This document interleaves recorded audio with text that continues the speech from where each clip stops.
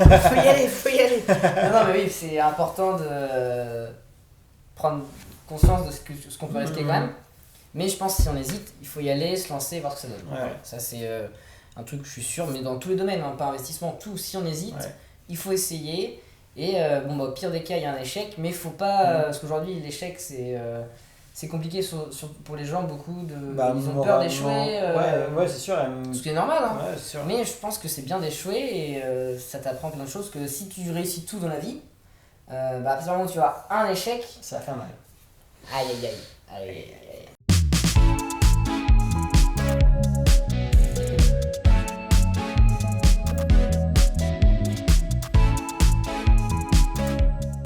Hello tout le monde, petit message pour faire l'intro de cette vidéo. Comme expliqué dans la première partie, l'échange a duré plus longtemps que prévu et l'ensemble de la vidéo était intéressante à vous partager. C'est pourquoi, pour ceux qui n'ont pas vu la première partie, je vous invite grandement à la regarder avant de regarder la deuxième partie en cliquant sur la petite fiche qui s'affiche juste en haut à droite. Et sinon, je vous souhaite un bon visionnage. Et du coup, selon toi, pourquoi les gens sont réfractaires lorsqu'on parle d'investissement sur les marchés financiers? Donc, du coup, là, on va pas parler d'investissement dans l'immobilier ou autre, parce que déjà, de base, ça demande un apport plutôt beaucoup plus conséquent que les investissements sur les marchés financiers. Donc, quand on parle d'investissement sur les marchés financiers, pour que ça parle un peu à tout le monde, on va parler de crypto-monnaie, d'actions, de forex. Alors c'est des termes qui peuvent être techniques. Alors crypto-monnaie, je pense que tout le monde connaît à peu près vu qu'on entend beaucoup parler. Forex, je pense que personne connaît.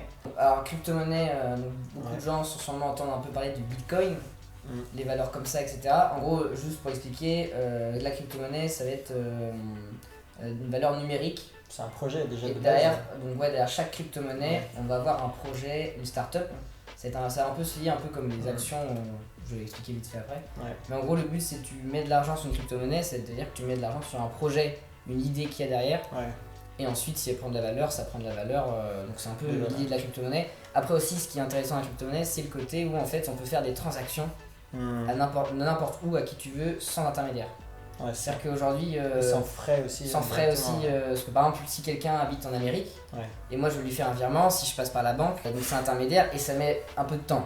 C'est toujours compliqué, machin, etc. Pourquoi, quand, machin, et puis ça met plusieurs jours. Alors qu'aujourd'hui, si je veux faire une transaction à quelqu'un qui est du coup en Amérique, je peux lui faire en crypto-monnaie, je peux lui faire instantanément et il reçoit au bout de 15, 20 ou 20 minutes ou une heure, tu vois.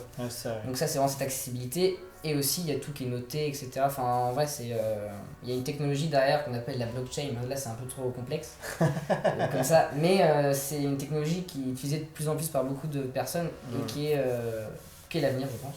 Ça, c'est oui, après, avis. Donc là, la crypto-monnaie, c'est ça, c'est quelque chose de numérique. Ensuite, on a du coup le forex. Le forex, j'aime pas dire ça, mais ça se rapproche un peu des paris sportifs. C'est-à-dire qu'on va, on va parier. C'est un peu dans ce que j'en connais, c'est un peu dans ça, mais en fait on va parier on va spéculer sur une baisse ou une hausse d'une monnaie contre une autre monnaie. Par exemple l'euro contre le dollar. Aujourd'hui 1 euro par exemple ça va être 0,8 euros c'est 1 dollar. Voilà, ça je connais. Et donc ça varie en fait. Aujourd'hui si par exemple la France fait plein de billets, du coup la valeur elle va diminuer. C'est l'offre et la demande un peu. Et donc c'est ça le principe, c'est de parier comme quoi l'euro va augmenter par rapport au dollar. Voilà, ça s'appelle le forex. C'est les échanges de devises. Et après, du coup, c'est beaucoup lié aussi par exemple à l'actualité et tout. Oui, beaucoup. Dès qu'il y a un. Oui, parce que c'est pas pour la France, tu vois, l'euro. L'euro, l'Europe. Pardon, mais. Mais ça peut être aussi l'Amérique. Dès qu'il arrive quelque chose, effectivement. Par exemple. Avec la situation sanitaire, il y a eu des enjeux monstrueux. Et certains ont dû se faire énormément d'argent, comme en perdre énormément aussi. Aussi, mais c'est pour ça qu'en vrai, sur cette année de Covid, de confinement, beaucoup de gens se sont intéressés à tout ça. Oui, c'est vrai, parce qu'ils avaient le temps déjà. Oui, ils avaient plus l'excuse du temps. Qui même si pour moi je pense qu'on peut le trouver, mais il n'y avait plus cette excuse. Là ils étaient vraiment en mode tant que j'y suis autant me renseigner sur quelque chose et les médias en parlaient aussi quelque part. Oui, donc, parce qu'il y a eu des chutes et tout, etc. machin. Enfin voilà, donc là il y a forex, crypto-monnaie et bourse. La bourse c'est plus les actions des entreprises. Je pense que ça c'est le truc qui est un peu plus connu par tout le monde. Oui. C'est des sociétés qui vendent des parts de leur entreprise. Voilà, donc quand tu achètes des actions, tu achètes des parts en gros de ton entreprise et du coup en fonction de comment ça se passe l'entreprise, tu gagnes ou tu perds.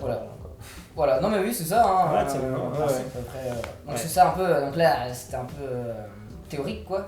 Oui, mais c'était pour expliquer rapidement quels sont les marchés financiers. Et du coup on revient à la question. Et du coup, pourquoi les gens sont réfractaires un peu justement alors du coup je dirais les premières raisons, donc c'est qu'on n'y connaît pas. Enfin, on connaît rien, donc il y a un peu l'histoire de peur de l'inconnu, on n'a jamais été éduqué là-dessus, etc., comme on a pu parler avant. Donc déjà, c'est normal quand... De base, quand c'est inconnu, on a toujours peur, machin, etc. Sachant que aussi, en général, on ne connaît pas trop dans notre entourage des gens qui investissent.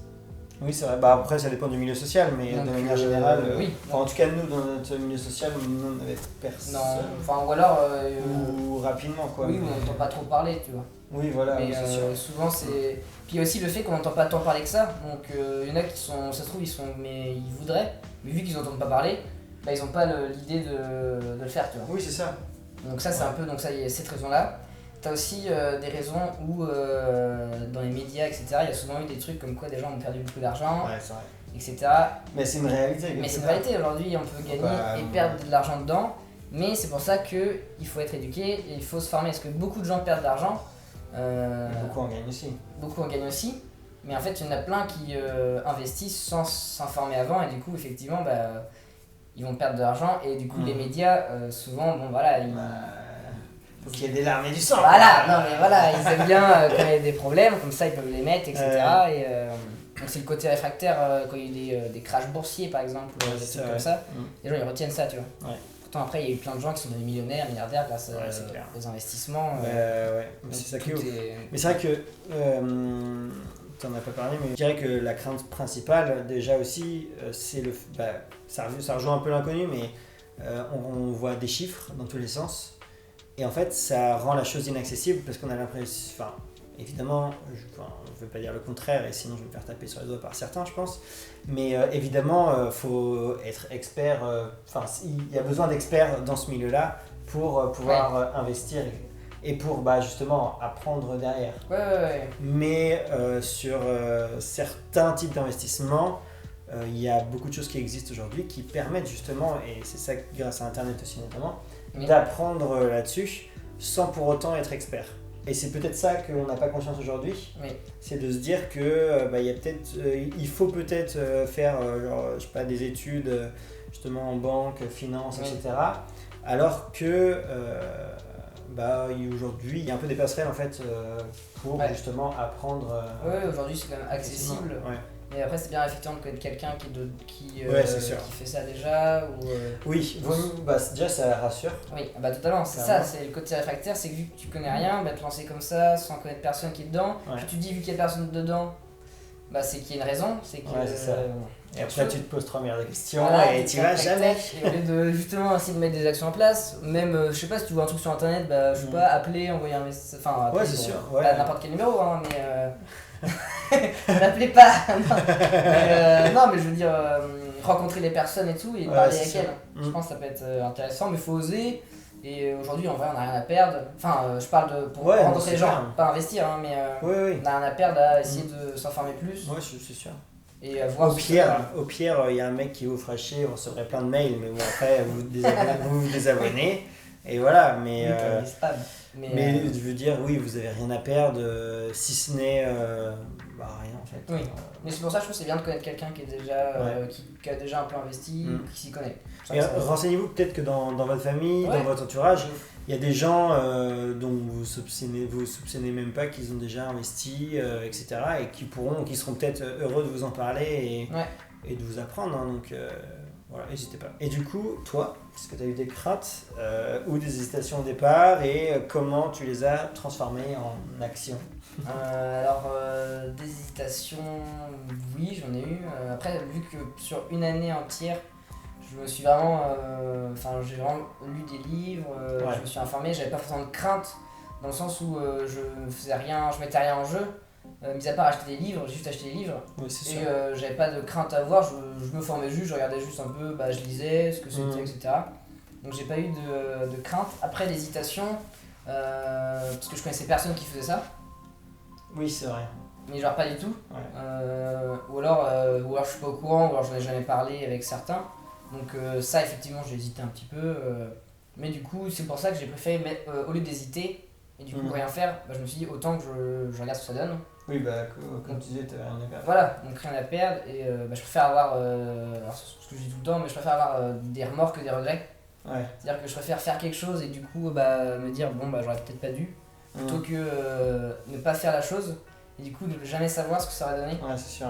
Et je trouve ça horrible. Après, il faut bien analyser si effectivement faire ça peut engendrer des trucs, des problèmes, voilà.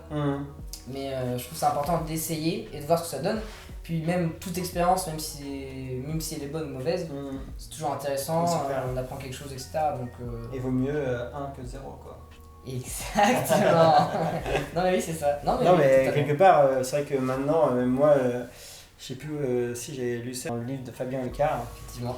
Et c'est vrai que je pars du principe que lorsqu'on veut lancer un projet et qu'on hésite, il vaut mieux du coup essayer, donc il vaut mieux et se louper et justement apprendre et pouvoir relancer derrière et encore mieux et avec justement l'expérience qu'on a acquérie, plutôt que 0 ne rien faire et ce que tu disais tout à l'heure, avoir des remords en fait derrière, quoi. Bon, ne jamais, du coup de pas savoir ce que ça aurait pu donner.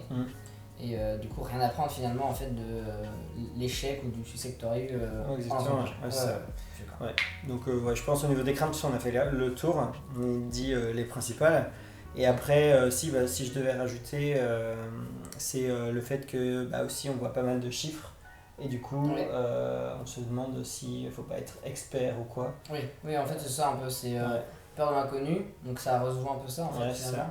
Et aussi c'est l'expertise aussi qui fait que voilà, on a un peu peur. Qu'est-ce que tu dirais à quelqu'un qui hésite de se lancer dans les investissements, quoi? Moi vu que je l'ai fait, je conseillerais forcément aux gens de s'y intéresser. Après à chacun de voir si aussi ça l'intéresse. Moi c'est clair. Parce que c'est aussi quelque chose, il y en a ils peuvent être en mode non pas du tout, genre c'est quand même, il faudra un petit peu de temps, pas tant que ça, mais pour s'y intéresser, voir ce que ça donne, se former, etc. Et après, derrière, du coup, investir son argent. Mais je pense, du coup, à partir du moment où tu hésites, forcément, il faut le faire. Ouais, c'est que il y a un moment où t'as envie quand même. Voilà, comme tu disais, mieux vaut 1 que 0, donc si t'hésites, essaye et tu regardes ce que ça donne. Bon, bien sûr, tu analyses ce qui est bien, ce qui est pas bien. Les risques aussi que tu prends. Oui, voilà, tu regardes parce que bam, 10 000 balles, enfin voilà. Si vous hésitez à quitter votre meuf, n'hésitez plus. Faut y aller. Non, mais oui, c'est important de prendre conscience de ce qu'on peut risquer quand même. Mais je pense que si on hésite, il faut y aller, se lancer, voir ce que ça donne. Ça c'est un truc que je suis sûr, mais dans tous les domaines, pas investissement, tout, si on hésite, il faut essayer. Et au pire des cas, il y a un échec, mais il faut pas. Parce qu'aujourd'hui, l'échec c'est compliqué pour les gens, beaucoup ils ont peur d'échouer. C'est sûr. Ce qui est normal, hein. Sûr. Mais je pense que c'est bien d'échouer et ça t'apprend plein de choses. Que si tu réussis tout dans la vie, à partir du moment où tu as un échec, ça va faire mal. Aïe. Donc oui, voilà, donc c'est important, je pense, d'avoir des échecs. Donc si t'hésites, non, ça me fait penser à... C'est plus au niveau de la création d'entreprise. Mais tu vois, aux États-Unis, il y a beaucoup cette règle de faut couler 3 entreprises avant de monter l'entreprise qui va marcher en fait. C'est souvent ça, c'est vrai. Non, mais c'est ça. Et c'est vrai qu'en France, on a plus cette peur de l'échec, on n'ose pas trop, etc. Alors que clairement, il faut y aller, vous avez rien à perdre, personne n'a rien à perdre. On n'a qu'une putain de vie, quoi. Ah oui, non mais oui, c'est vrai, hein. Il y a souvent cette peur de l'échec, mais il y a aussi un peu cette peur de réussir, je trouve. Enfin, c'est le succès souvent. Oui, exact. Alors, c'est peut-être qu'en France ou autre, mais j'ai l'impression que aussi, réussir, c'est que forcément, il y a quelque chose de... Enfin, je sais pas, il y a... ça peut être... Enfin, ce serait mal vu, entre guillemets. Oui, en vrai, j'ai l'impression. Quand tu vois quelqu'un qui a beaucoup d'argent, t'es en mode, c'est qu'il y a de la jalousie mal placée, en fait. Ça va. Je comprends. Mais c'est dommage. Mais oui, totalement. Hein. Je pense que justement, on devrait s'inspirer justement de ce genre de personnes. Voilà, alors après, pas toutes, il y en a qui sont un peu égocentriques et... Mais je pense qu'il y en a qui non, ça monte pas la tête et du coup justement c'est important de s'entourer de ces gens-là. Parce qu'en général c'est par rapport à notre entourage que on va monter ou autre, tu vois. C'est clair. voilà, un peu divagué, mais voilà. Ok, bah merci beaucoup en tout cas Théo pour cet échange sur les investissements. J'espère que vous, ça vous aura apporté, que vous aurez eu du coup les informations que vous recherchez ou que vous ne recherchiez pas, mais qui du coup vous intéressent maintenant. Est-ce que tu acceptes que je mette genre ton Insta par exemple si les gens veulent te contacter? Du coup je mettrai en description ou elle s'affichera sur la vidéo.